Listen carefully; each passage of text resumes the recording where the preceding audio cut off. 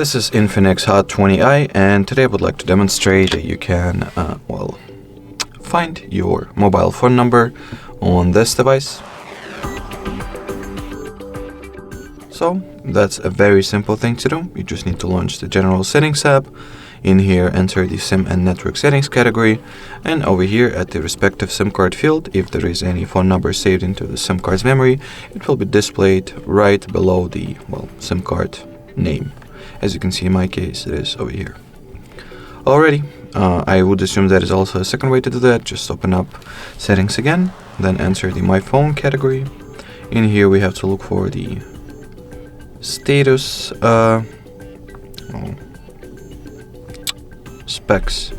So let me open up the more information, phone information, and here we have the phone number as well, or the phone number field, should I rather say. Alright, so that would be it. Thanks for watching, and bye bye.